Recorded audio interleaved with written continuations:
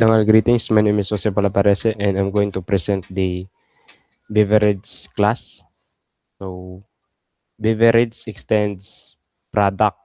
So meaning it's more specific type of product and it inherits everything product has, like the product ID, name and price. So next is the beverage constructor. So here the string product ID, string name, double price. So to create a beverage, we provide an ID name and price. It immediately passes those up to the product class using the super to handle the storing. The next is the public string gets category and it returns the beverage. So this simply returns the beverage as its category. Then the override means this method already exists in product, but beverage is giving it its own specific answer. Then the last one is the public string to string method to return beverage plus the super dot to string. So when it adds beverage in front of the product details from the parent class. And that's all. Thank you. Hello, Dungan greetings, Pat. My name is Alvarez Lopez, and today I'm going to explain my part in our finance group project, our ClickMart Java application. So my assigned part was the snap.java, and it's a class. As you see here. So what is Snapchat? So it's a specialized product class in the QuickMart application. Basically, it represents snack items sold in our store. It extends the product base class, meaning it inherits all the core product properties. For example, we have the product ID, name, and price without needing to redefine them. The constructor simply receives these three values and passes them directly up to the parent class using super, product, ID, name, and price, keeping the code clean and avoiding duplication. The class overrides two methods from product, and the get category method returns the fixed string. This one, the get category method returns the fixed string snacks, which categorizes this product under the snack department. Basically, it's useful when the app needs to filter, sort, or display products by category. The toString method appends snap to the parent string representation. So whenever a snap object is printed or logged, it's clearly identified as a snap item rather than just generic product. In the broader QuickMart application, snap is important. So why is it important? Because it demonstrates the use of inheritance and polymorphism. Basically, it's two of the core OOP principles. By having separate classes like snap and likely others such as, for example, beverage, dairy, etc., all extending product. The application can handle many different product types through a single unified interface. This makes the code base easier to scale since adding a new product type only requires creating a new subclass without touching the existing logic. And that's all. Thank you so much for listening. Good day po, Sir Pat. Today I will explain the household item, and this class is part of a package name which is QuickMart, and it represents a specific type of product, and which is household items, and the purpose of this class is organize and categorize products in a system like in a grocery or retail application. And so this class is a child class that inherits from another class called product. And this means it can reuse the properties and methods from the product class. And the household item class customize some behavior like defining its category and how it is displayed as string. And now let's start the explaining the code. And first we have the public class household extends product. This one. This means that household is inheriting from the product class. So instead of writing everything from scratch, it can use the existing features of product. And next we have the constructor here, which is yung public household item. And our string here is product ID, string name, and double price. This constructor is used to create a new household item object, and it accepts three values, and that is product name, product ID, name, and price here. And inside the constructor, we use super. This one.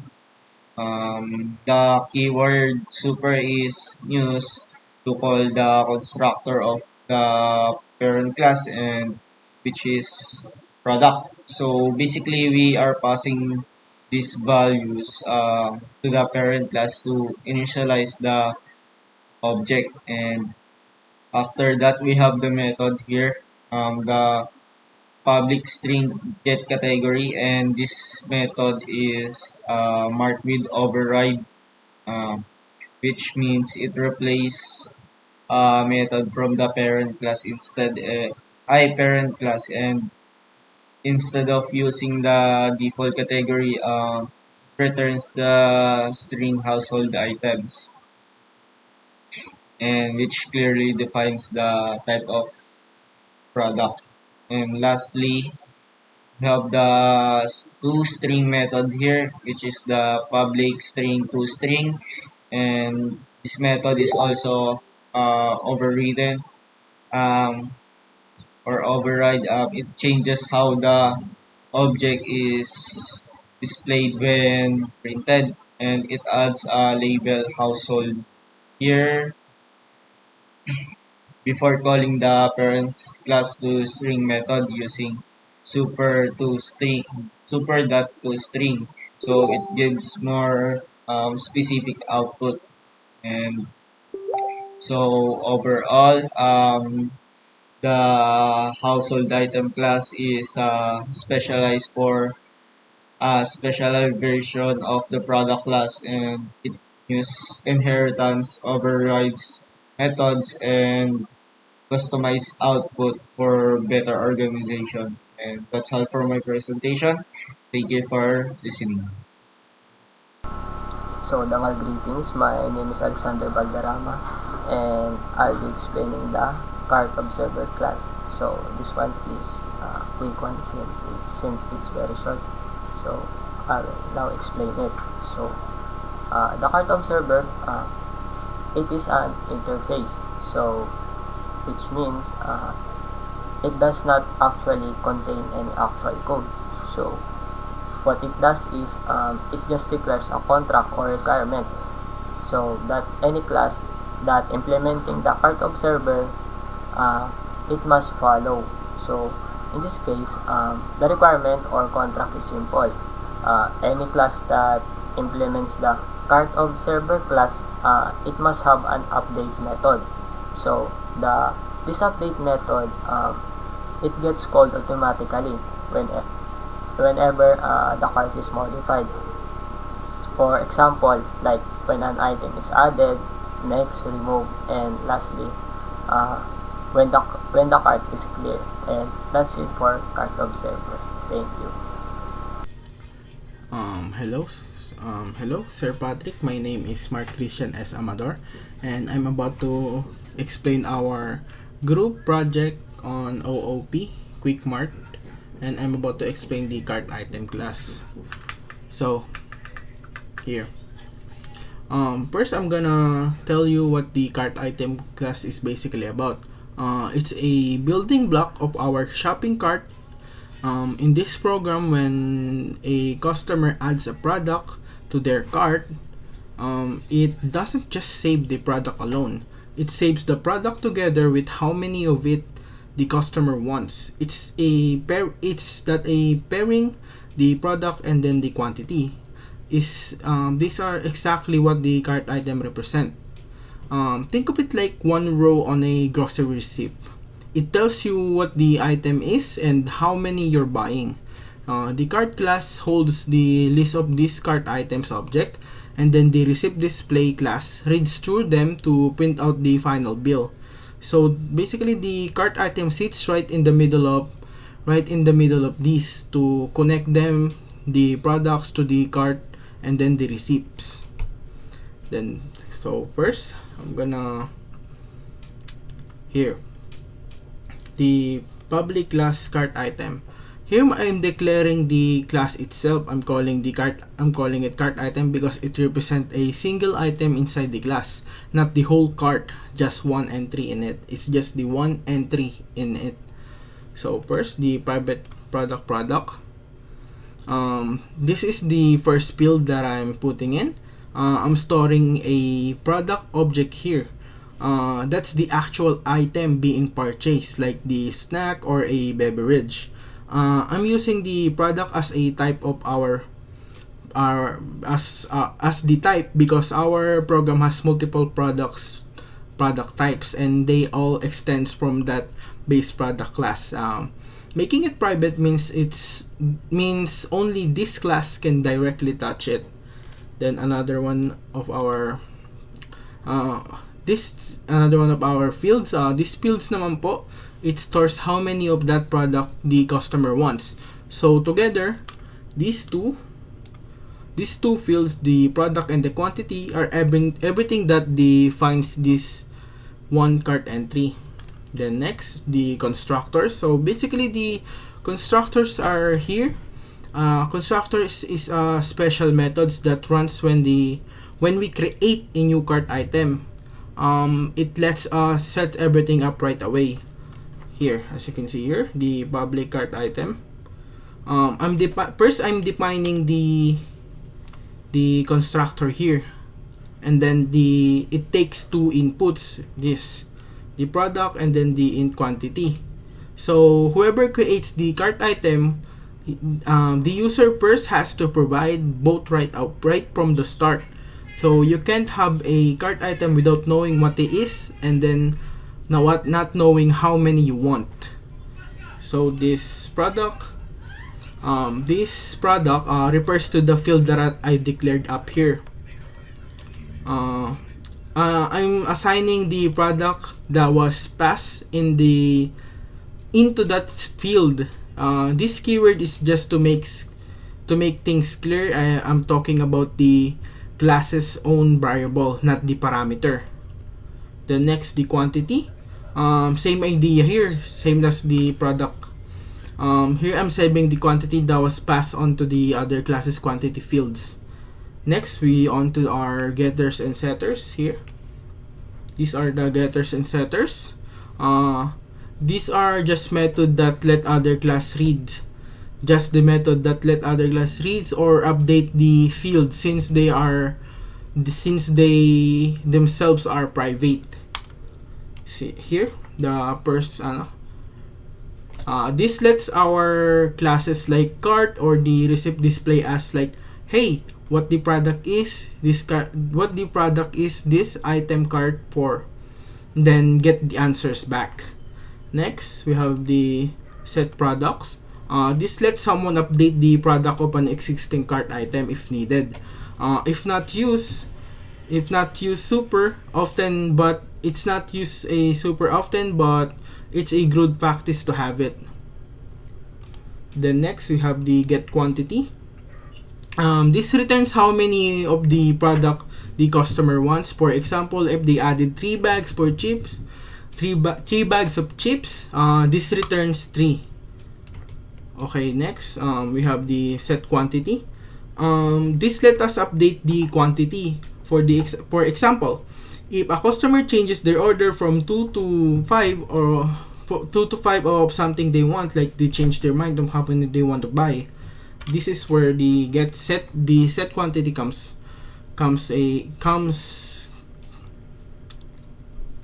in handy. Okay. Next, we got the subtotal method. As you can see here, the subtotal.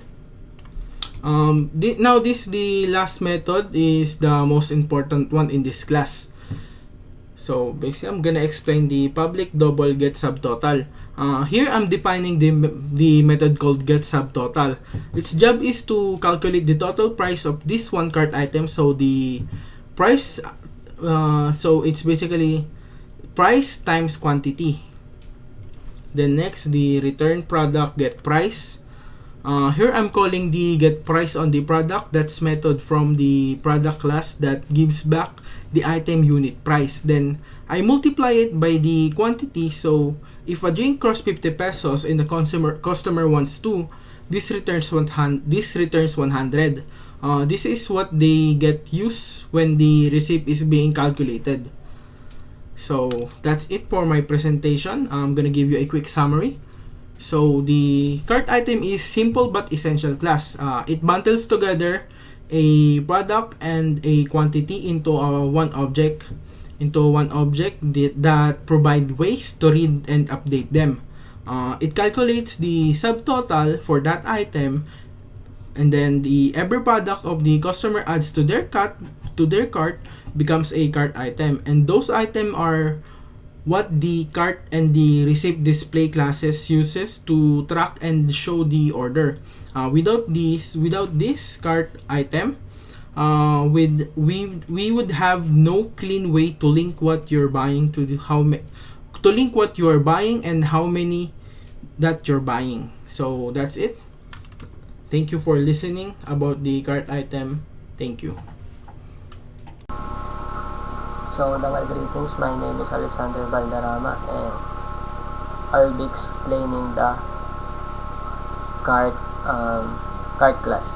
So, this cart was explained by 2 people, and the part that I'm assigned to is starting from cart class until the notify observers method. So, to begin with our cart class, this class it manages list of items in the cart, and at the same time it maintains a list of observers that need to be notified whenever the cart changes. And this cart this is called the observer pattern, where the cart does not need to know what each observer does. It just tells all of them that something has changed, and each observer handles on its own. So next, we declared a true private list at the start. We have an items which is holding the cart item object that currently in the cart, and we have also an observers which currently holds all the object that are listening for changes to the cart, since the observers it holds the cart observer object. And these two declared at the start, which is items and observers, they are both being initialized are array list. So which means that both of them is a resizable list in Java. So moving on to the add observer method. So this method, it adds a new observer to the list. So it will start receiving notifications. And on the other hand, we have a remove observer method. So this one, it removes one. So what will happen is it stops receiving notifications anymore. And we have a notify observers. So this method, it is a private method. So in this part we use encapsulation, and this method is loops through all registered observers. and after that it will call the update method. And on this method, each one so they called each one, so they all know that the cart has changed. And that's it for my part, and the following methods starting from add item will be explained by Kim Jasper Cruz. Hi guys, my name is Kim Jasper T. Cruz, and now I will explain public void add item in cart operation. So this is our method in cart operation. So public void add item is a method first loop through all existing cart items to check if the product is already in the cart by comparing product IDs. So if a match is found, it adds to the existing quantity instead of creating a duplicate entry. Then notify observers and exits early with return. So if no match is found after the loop, it create a brand new cart item and add it to the list. So next method is public void remove item. So public void remove item is a method to remove an item by its position in the list. So the bounce check here prevent an index out of bound exception from crashing the program if an invalid index is passed. So next method is public void clear cart here. So public void cart is wipe all item from the cart at once using list.clear. Then notify observers so the receipt display will print cart is empty. So next is getters. So public list here, public list cart item get items is a simple getter that exposes the internal list. So other classes like receipt display can iterate over the cart contents. So next method is public double get total. So public double get total is going to loop through every cart item and accumulates the subtotal. So it will so price times quantity per item into one grand total. So next is public boolean is empty. So this is just an convenience method that just delegates to a list that is empty, then returns true if the cart has no items, and use in receipt display to decide what to print. So that's pretty much it. Hello Dangal, greetings. My name is Art Leadona and I'm going to explain the product class of our project. So first of all, the product class as you can see here is an abstract class. Meaning our meaning this class is cannot be instantiated directly, but it acts as a blueprint for other classes who extends it. So basically this class is not yet instantiated and is dependent on other classes that will extend it. Then next we have here three private data types. First is product ID, name, and price. So we instantiated it as private so that we can follow encapsulation, meaning it cannot be accessed outside the class, and this is where we are going to store the value of our product. So for the product ID, we're going to store it in product ID. For the name, we're going to store it in name. And then for the cost of the product, we're going to store it in price. And next, to initialize these values, we're going to use a constructor. So here is our constructor. Public product, string product ID, string name, double price. So basically, any value that we're going to put there is going to be the value of our product. So yeah, that's simple constructor. Simple constructor form. Now we're moving on to getters and setters. So for getters and setters, the purpose of this is to get and set the product values.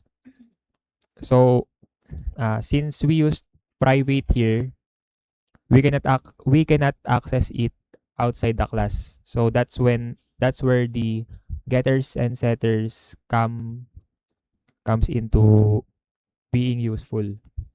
So first of all is get product ID. Get product ID simply returns the product ID so that we can access the product ID. And then set product ID is used to set the product's ID. Simple as that. And then we have here get name, same as get product ID. It just returns the name. And then for set name, its purpose is to set the name of the product. Get price to get the price of the product. Set price to set the price of the product. And then we have here a public abstract string get category. So this method is an abstract method. So any subclass that extends this class, the Java product.java, will have to create its own get category method in order to utilize it. And then lastly, we have here an overrided method to string. Basically, the use of this method is to return the name, category, and price of the product. And that's all for the product class of our project. And thank you. Dengan greetings, I'm Daryl Siabyad and I will explaining the class receipt display for our project. First, yung public class receipt display implement cart observer.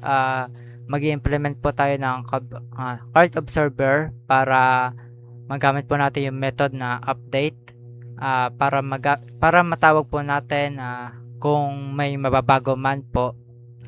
And next, yung private cart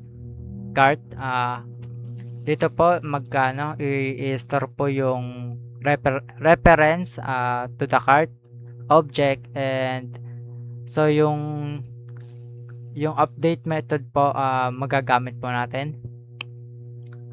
Next, the constructor public display cart this cart equal cart and cart that add observer this yung this that cart equal cart dito po i-save natin yung reference into the field above po.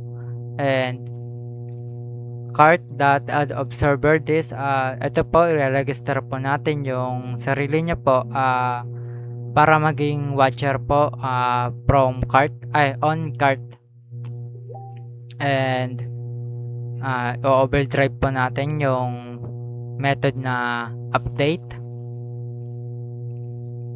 Dito po is mag-print lang po tayo ng pinaka header and ito-check niya po yung cart. Kapag empty po is mag-display lang po siya ng cart is empty, else naman po mag-enhance for loop po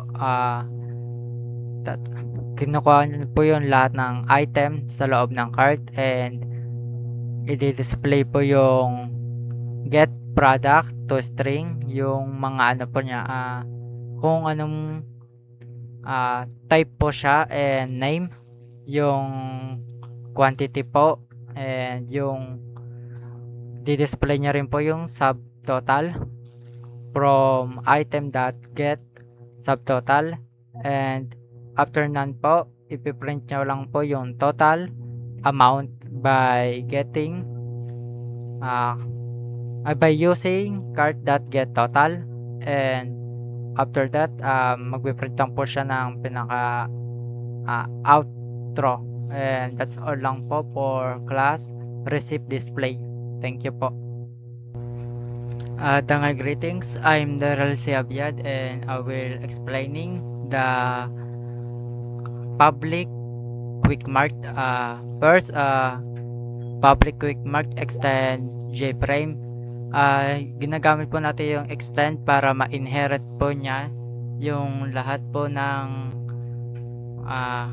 method na nanggagaling po sa JFrame, and i-implement po natin yung cart observer para pag may nabago po sa cart natin is nag-automatical update po siya. And next, we proceed to the color palette. Basically lang po, ito lang po yung mga color ng mga background color po natin, and mga cart, tas yung mga text po natin, and yung mga row. Next, the model po, private final cart equal new cart. Dito po gagawa po tayo ng isang application na nagalang cart, and ginagamit po natin yung final word para po wala na po siyang mabago or madagdag po habang nagra-run. And private final product catalog, dito naman po isaset lang po natin lahat ng item po natin, like new beverage,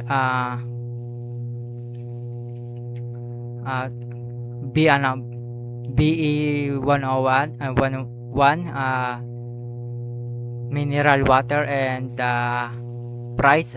Dito po isaset po natin, gumagamit po tayo ng ID for, basically ang ID na lang na ginagamit po namin is yung pangalan po siya ng kung anong catalog niya po, and yung name, and also yung price po.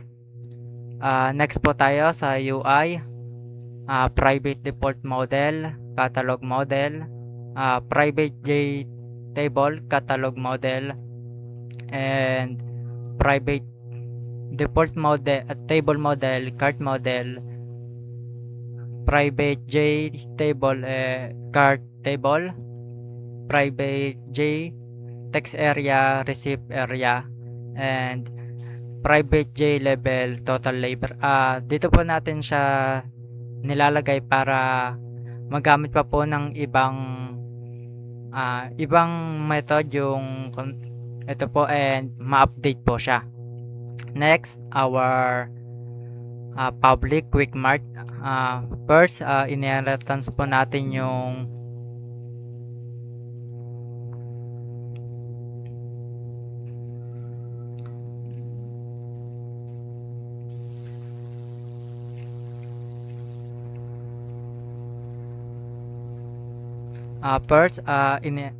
public quick mart. Dito po i-calls po natin yung JFrame po na may constructor na dito po yung window title and title bar po. Next, set default close operator. Basically po ang ginagamit po dito talaga is yung exit on close, para po kapag pinindot po ng user yung GUI, mag-exit po talaga siya and hindi po siya mag-hide.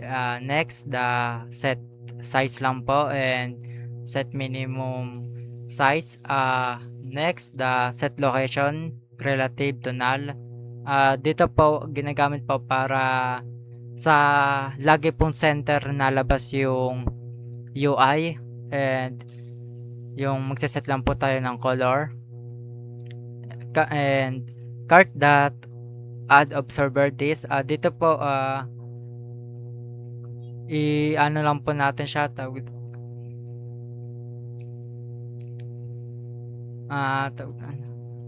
nire-register lang po natin yung quick mart window na sa ano po, sa cart observer, para po yung kung may ma-change po dun sa cart, mag-automatical update po siya.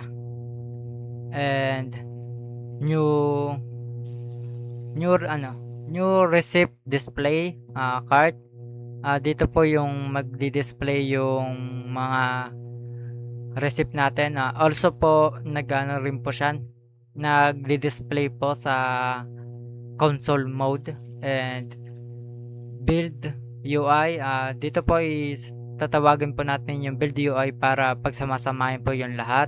And last is the set visible equal true, para pong makita yung UI natin. Next, proceed po tayo sa UI construction. Private void build UI, dito po is yung magsiset lang po tayo ng UI, and yung header po natin lalagay po natin sa baba ay sa taas. And yung body naman po ng UI is hatiin po natin sa dalawa. Yung mga item po which is sa kaliwa, and yung cart po and receipt is sa kanan po. Next, the builds jpanel build header, dito po basically panay header lang po siya. Yung header po, isa-set po natin sa set border, new empty border. Ito po yung 14 po which is yung top and bottom, and yung 24 is yung left and right. We create yung new level, new J level quick mart with the logo po and name. Yung next po is magke-create lang po tayo ng subname po, and ilalagay rin po natin sa, and next po yung jpanel new border layout. Dito lang po is yung magsa-set lang po tayo and mag-add ng border layout sa north po and south, and i-add po natin yung dalawa po sa west. And next po yung magki-create lang po tayo para mag-display po yung lahat ng total sa taas po and right. And last is return age. Basically po, ang nire-return niya po is yung buong header po. And that's all lang po. Dangal greetings. My name is Omar, and I will now explain our build catalog panel method. So this method builds the entire left of the screen, our product catalog panel. So we will start off by creating a AJ panel using border layout with a small vertical gap of 10 pixels. So it is between sections, and then sets the background to dark theme color, and adds padding around the edges using empty border. So we have 12 pixels on top, left, and bottom, and 6 on the right to leave a little breathing room before the cart panel beside it. Then we are going to place a section label at the top that reads product catalog. We are going to pin this to the north position of the border layout. Then up next is our table. It defines 4 column headers. We have the ID, category, name, and um, price in pesos. And then we are going to create a default table model using those columns with 0 rows to start. And we will then override is cell editable to always return false, meaning the user can click and select rows but can never directly edit any cell in the table. After that, we are going to loop through the catalog array, which holds all the product objects. And for each product, it adds row containing the product ID, category, name, and price formatted to 2 decimal places. The table itself is passed through style table to apply dark theme styling. The category column specifically gets a custom cell. It is a cell renderer called category renderer, which color codes it depending on the category. Then the column widths are set manually, 70 for ID, 120 for category, 160 for name, then 90 for price, so the layout, of course, looks clean. So we are now going to wrap the table in a dark scroll pane. So if there are many products, the user can scroll through them without the panel stretching. Then at the bottom, there's a small panel using flow layout aligned to the left with little spacing. It holds 3 things. We have a quantity label, a spinner that goes from 1 to 99, defaulting at 1, and an add to cart button styled with an accent color. Then this button's action listener is where the logic lives. Of course, that when we click the button, it first checks if any rows in the catalog table is selected. If nothing is selected, then it should show a warning dialog telling the user to pick a product first. If a product is selected, it reads the current value from the spinner and calls cart.addItem. So it will pass the selected product and quantity. So the cart handles the rest, including detecting if that product is already in the cart and just increasing its quantity instead of adding a duplicate. Then finally, all 3 bottom components are added to the bottom panel, and that panel is placed in the south position of the main layout so that the main layout before the method returns its finished panel. So that is all for my part.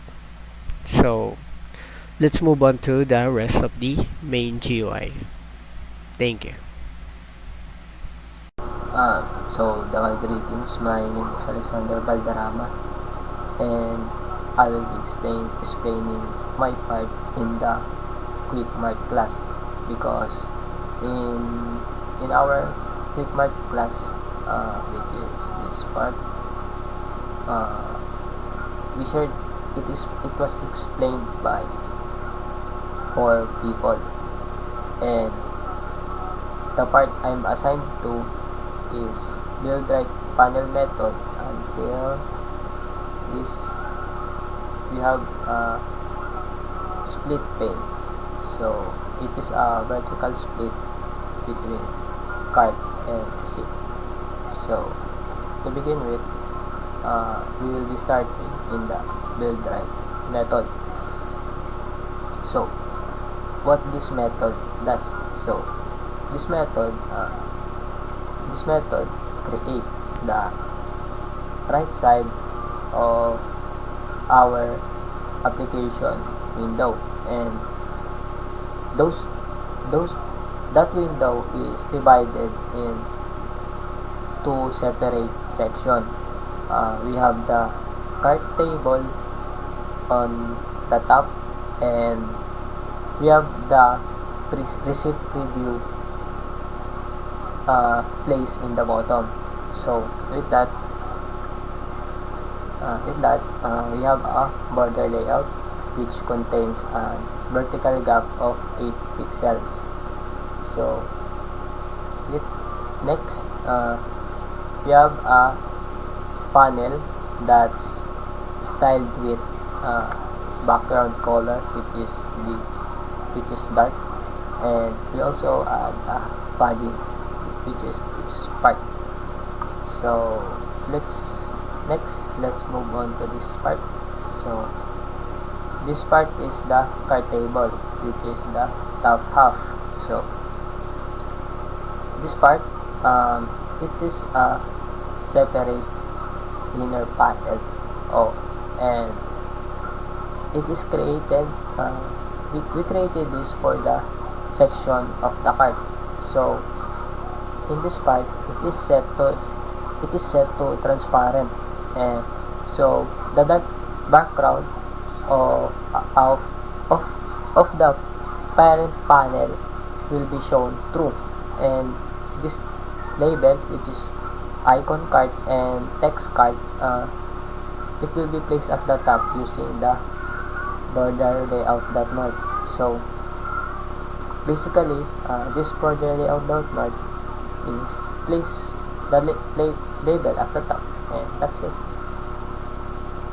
So moving on to this whole part of the program, which is somehow long, and this part, it defines the table model. So because in our system, we have 5 column headers. We have product, we have category, we have unit price, and quantity. Lastly, the subtotal. So that represent our 5 column header. So next, we have the is cell editable method. This method is overridden. So we use the at override notation. So use this to always return false value.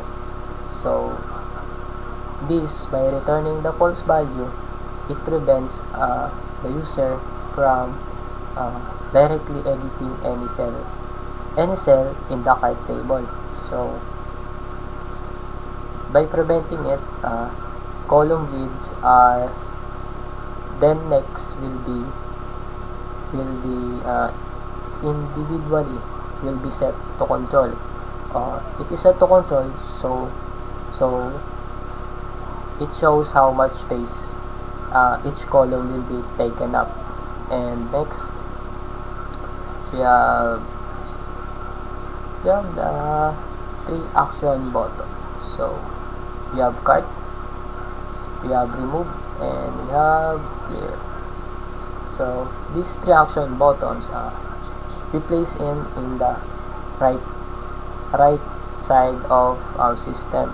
So it is rightly aligned in the flow panel below the card table. So in this remove button, this button, it checks if row is selected. So let's say there are no row selected. So if there are no row selected, it will show a warning dialog in this part. So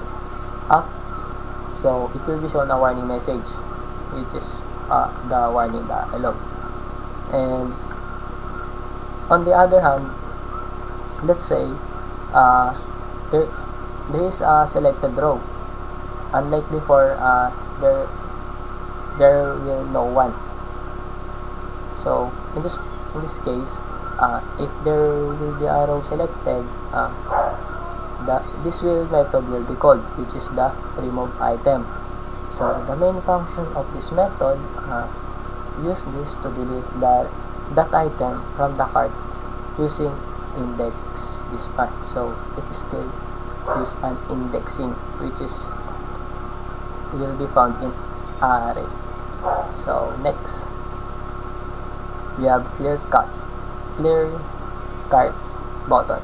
So basically, this clear cut button, it checks first whether if the cart already has an items.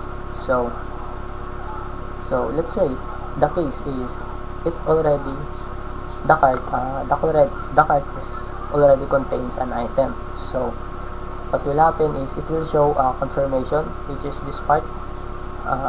This confirmation will be appeared, and what will happen is it will be asking the user to confirm it. So if the user click yes, when the user click that, this click the cart, that clear cut option will be called. So use that to wipe all the items inside the cart. So next, we have the checkout. So this checkout button is basically it just calls the handle checkout method, but this method, this button, it triggers only the handle checkout.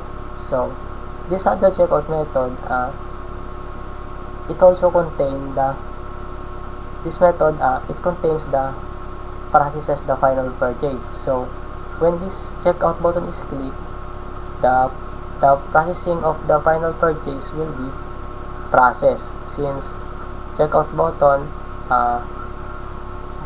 contains the handle checkout method, and that's what gonna happen.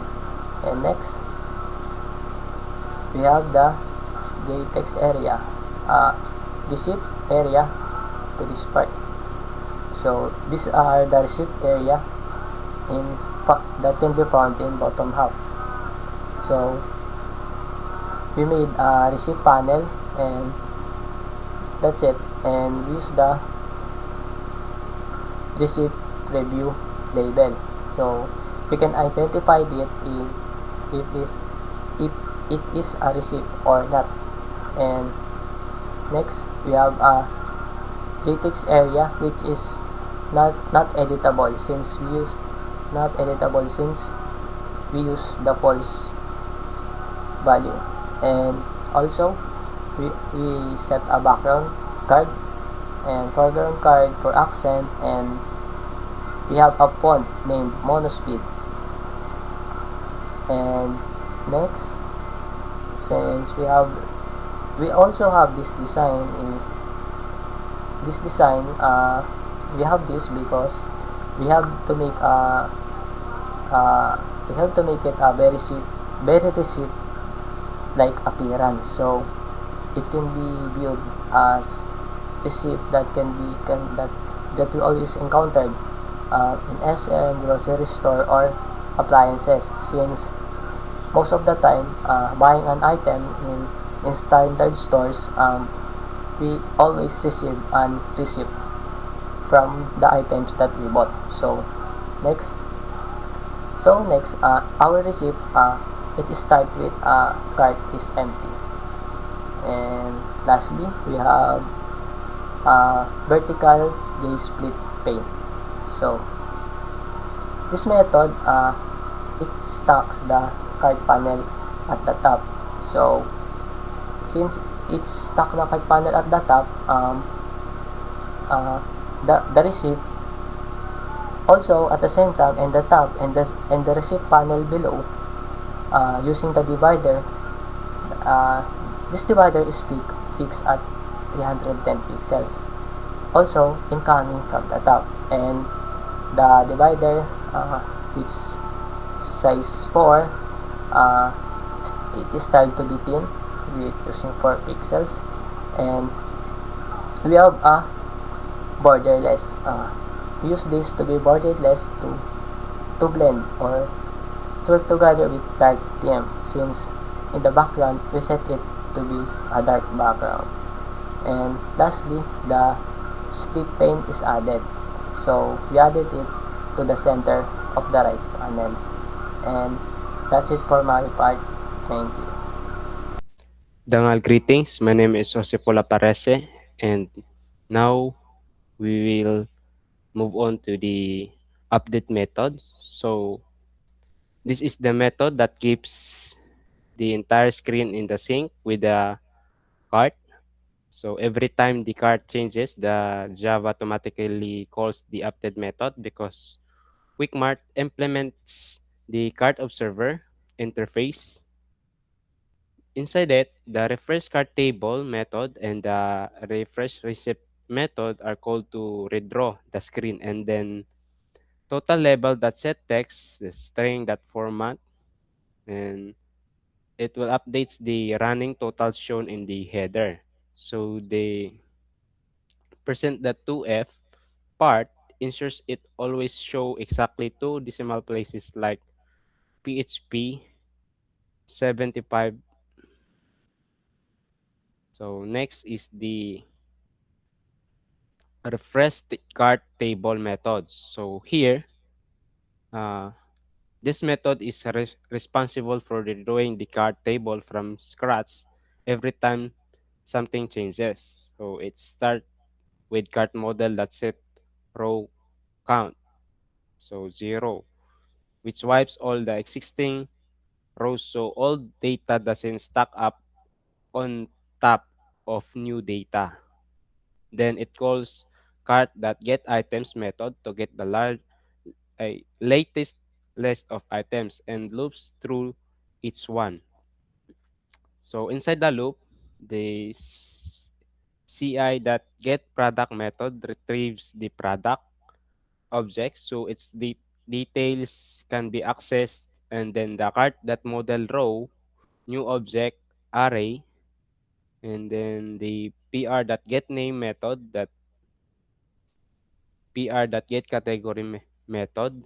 So it pushes one complete row into the past visible table. So each index in the array maps directly to the column like name, category, unit, price, and quantity, and the subtotal.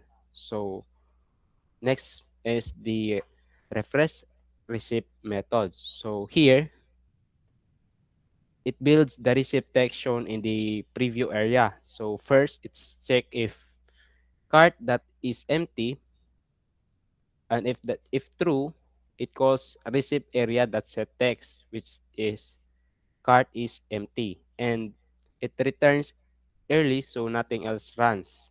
If the cart has items, it creates a string builder. So SB is equals to new string builder method. So this is used to instead of plain string joining because it is much more efficient when adding text in a loop. So the header is added with sb.append, then quick mart receipt. Then for each item in the cart, string format, then get the product, get name, the quantity, then prints the name left aligned in a 22 character space followed by the quantity and string that format. Then it will print the unit price and sub total beneath and after the loop SB that append string that format, then total, then PHP modulus that 2f, then cart that get total method who adds the grand total, and finally the receipt area that set text. So SB that to string, it will pushes the entire to build text onto the screen. So the line receipt area that set cart position, which is 0, then scrolls the text area back to the top, so the receipt header is always first thing visible. So next is the handle checkout method. So here, it runs when the user clicks the checkout button. Then it first check if cart is empty, and it so calls show message, which is the cart your cart is empty. Then check out, Then G option pane information message to alert the user returns early. So if the cart has item, it reads string receipt is equal to receipt area that gets text method to grab the already formatted receipt text and feeds it into G option panes that show confirm dialog. So these receipt plus confirm checkout. Then checkout summary, G option pane that yes no option and so on. So which shows the full receipt in the a yes no pop up. Then the user's answer comes back as an integer stored in choice. And if choice is equals to G option pane that yes option, it checks if the confirm. So if yes, G option pane that show message dialog shows thank you message and then the cart that clear cart method empties the cart, which also automatically fires update method through the observer to clear the table and receive on screen. So next is the section table. This is a small helper that creates the bold titles labels like product, catalog, and cart. It creates a Z label is equals to G label text with the given text set it to bold with label that set font, new font, which is the sans serif to font that bold then 13. It applies the light palette color using the LBL that set foreground, then TXT main, and adds a small gap below it with label that set border with new empty border. So 0040.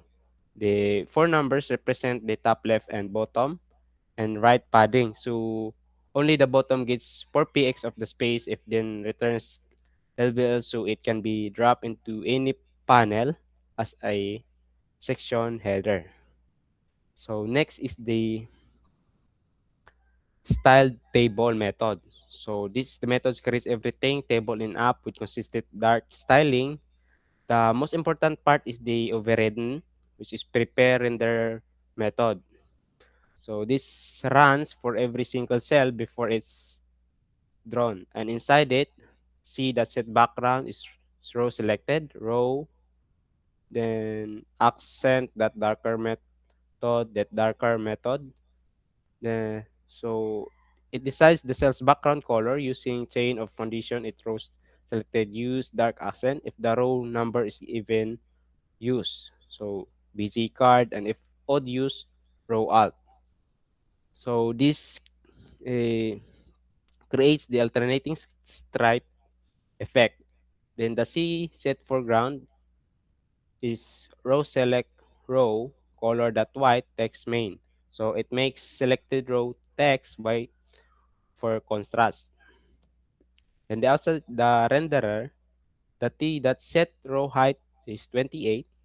It gives each row comfortable height. Then for the T that set show vertical lines, false removes the vertical grid lines for a cleaner look.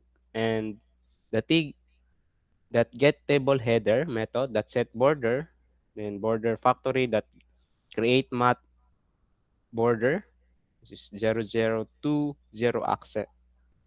It draws a 2px mint green underline only at the bottom of the header row finally. The T that select motion mode. List select mode model that the single selection. So it ensures only one row can be selected at a time. So next is the dark scroll method. So here, one purpose helper that wraps any component in a scroll pane style. So for the dark theme, it creates G scroll pane. SP is equals to new Z scroll pane C and around whatever component is passed. And then the SP that set border factory that create line border. So new color 50, 50, 70. It gives a sub dark border, and both sp.getViewport method that set background BG card and sp.setBackground BG card are set to dark card color. The viewport setting in the particular prevents a white flash from appearing in the empty space. So below the table rows, when there are fewer items than the visible height. So next is the accent button method. So this creates every style button in the app after G button, then creates the button to button that set background color. So it fills with whatever color is passed in mint green for add, red for remove, and amber for checkout, and etc. Then for button that set focus painted false, it removes the dotted outline that normally appears at after clicking, and the button that set border painted false, it removes the default raised border to give a flat modern look. Then the line button that set cursor, cursor that get predefined cursor, cursor that hand cursor. So it changes the mouse cursor to pointer hand on hover. So the hover color effect is handled by a mouse adapter. So mouse entered fires button that set background color brighter method to lighten the button when the mouse move over it. And mouse exited fires button that set background color to restore the original color when the mouse leaves. Then for the style spinner method, so this styles the quantity number into input to match the dark dim. So after setting the base color with SP that set background, and it's use SP that set preferred size new to lock the spinner to specific size so the layout stays tidy. Then the interesting part is the Z formatted text field. So discuss the spinner internal editor to spinner.default editor to reach the actual text field hidden inside it. So because without doing this, you cannot style the inner input box directly. So once accessed, tf.set set cared color accent gives the blinking text cursor to mint green accent color, and tf.set border factory that create line border, it draws a subtitle border around the field. So next is the category renderer method. So this is a custom cell renderer that color codes the category column so product types are visually distinct, and it extends default table cell renderer and overrides get table cell renderer component methods, which is called for every cell in the column before it renders. So inside string cut is equals to v is equals to null, uh, and then the v dot toString method safely reads the cell value. So the null check if prevents a crash if is cell unexpectedly empty. So next is the if the cut that starts switch set foreground color beverage is soft blue. So for the if else if set background color snack in warm yellow, and then finals else set foreground to covers household items in purple. Then the background is handled with set background. So to keep the alternating stripe pattern consistent with the rest of the table. Then the show message method. This is a tiny convenience method that traps a G option pane that show message dialog. This message title type in a single reusable code. So rather than writing out the full G option pane line every time a pop-up is needed across the class. So anything method can just call show message, your cart is empty. Then check out G option pane that information message. This parameter it centers the dialog over the main QuickMart window, and the type integer controls which icon appears in information, warning, or error. So the last part is the main method. So this is where the entire application starts. So swing utilities that invoke later. So it is schedules everything inside it to run on the event dispatch thread. So this is required because swing is not thread safe, and all UI work must happen on the specific thread to avoid crashes on visual glitches. So inside the Lambda UI, the manager that set look and feel UI manager that set system look and feel class name method, and attempts to apply the operating system native's appearance, so dialogues and scroll bars look familiar to the user. And it's wrapped in a try catch so that if it fails for any reason, the app still launches normally. Then the final line, the new QuickMart method, calls the constructor, which builds all the panels, wires the cart observer. So it populates the product catalog and calls the set visible true. Then fully launches the QuickMart POS system. And that's all. Thank you. Hey guys, so before namin tapusin ang video presentation na to, at first, pakilala muna ako. I am Julie Andre Banina, and in this video, papakita ko kayo ng short sample or video kung paano gumagana ang aming point of system group project sa Finals OOP. So first, run muna natin to. So there we go. So may kita nyo ngayon dito sa POS namin, sa display nito, may kita nyo dito yung product catalog, which is naka-divide siya sa tatlong rows. So first is yung ID, unique ID ng product, category, pangalan ng product, at yung price. So dito may kita nyo, meron tayong tatlong klase ng category, which is yung beverages.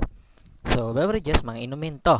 Then yung snacks, which is potato chips, chocolate bars, and so on. Then meron tayo itong mga household items like sabon, laundry detergent, toilet paper, and fabric conditioner. So dito sa unique ID natin, meron na tayong dito pala sa unique ID natin, malalaman niyo na kung saan siya nakakategorize, di ba?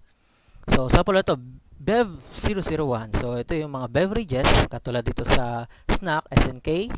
Tapos may unique ID siya na numbering, then household, SHS, then that's, and so on. So dito naman sa price, may kita nyo naman, normal naman, may 2 decimal point. Then after that, move tayo dito sa may baba natin. So meron tayong add to cart at yung pang-select ng quantity. So dito naman tayo, sample.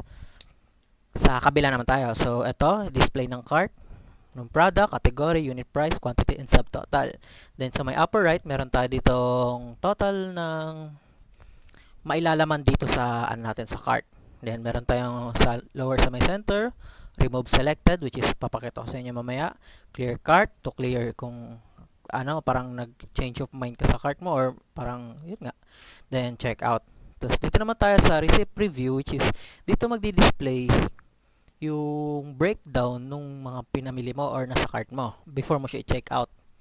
So move na tayo dito sa sa demonstration. So kukuha tayo ng beverages, water, mineral water, mag-add to cart tayo as 1. May kita niyo dito, water, mineral water times 1, which is 1, tapos PHP magkano, then yung total. So hindi pa natin to check out ha. So what if dagdagan pa natin ng 2? Yan, nakita nyo, hindi siya dumagdag dito, instead nagdagdag siya sa quantity and sa subtotal. May kita nyo rin dito sa receipt preview natin na nagbago siya from 18 pesos. So 18 times 3 equals 54. Then ang total niya is magiging 54. if ever na i-checkout mo. So, ito yung ano niya, parang sabihin natin if ever lang ha. Yung sabi na breakdown nga. So, dagdagan natin ng potato chips, dalawa. Yan. So, kita nyo dito sa cart natin, meron tayong dalawang potato chips na which is 30 pesos a piece and 2 pieces yon. So, 60. Dito naman ito sa breakdown ng ano natin, sa receipt preview na nadagdagan ng 2 pieces ng chips. Then, dito naman tayo sa laundry detergent. Dagdagan natin ng isa lang. Yan, makikita nyo dito, laundry detergent, 89 pesos. So, dito sa cart natin, meron tayong laundry detergent. Kung ano yung dinagdag natin, lalabas nyo dito sa receipt review natin. Then, dagdag pa tayo ng dish soap. 3 lang. Kita nyo, nagdagdag naman. So, eto naman, eto natin gagamitin yung remove selected. So, if ever man you have a change of mind regarding to your orders na gusto mo ibalik yung laundry detergent, so, i-click lang natin tong remove selected pack. So, pag remove selected, magdededuct na yun siya dito. May kita nyo sa console natin. Tapos, printed na to. Yung total pa rin without the, yung laundry detergent. So, that's it lang. So, ito, add ulit tayo ng paper toilet. 4. Then, select natin yung remove selected. So, unfortunately, dito sa ginawa namin is, yung remove selected namin, hindi mo totally mare-remove kung ilan lang yung quantity. So, you need to add again kung sakali ito. So, kung gusto mo lang bawasan, hindi siya maaari. Yun lang yung, yung downside ng namin. So, pag kinlik may remove, mawawala lahat. So, dadagdag ka na naman ulit. Kung dalawa lang bibili mo. Dito pa rin yung total. Nagbabago to. Itong total receipt preview natin is nagsisynchronize sa kung ano nilalagay mo sa cart mo. Then, what if si customer is sabihin natin, ay mamaya na lang. So, kiklik mo na itong clear cart.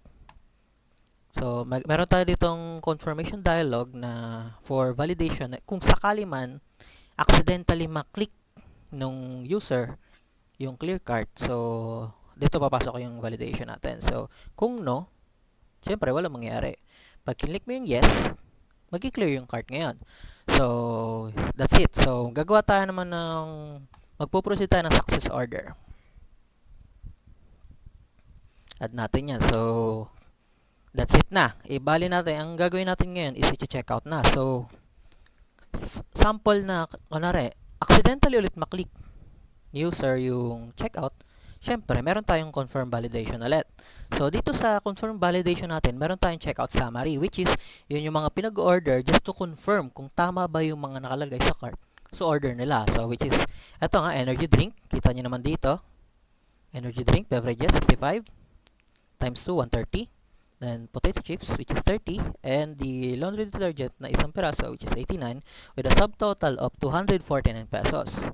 So, if you select no sa checkout na to, walang mangyayari. Magbaback siya dun sa Pero, kung sakali man i-yes mo ito, magpapapulit na isa pang confirm validation na confirmation regarding sa complete transaction. So, yun na nga. Checkout complete. Thank you for shopping Quick Mart. Have a great day. So, that is all for this video. Thank you.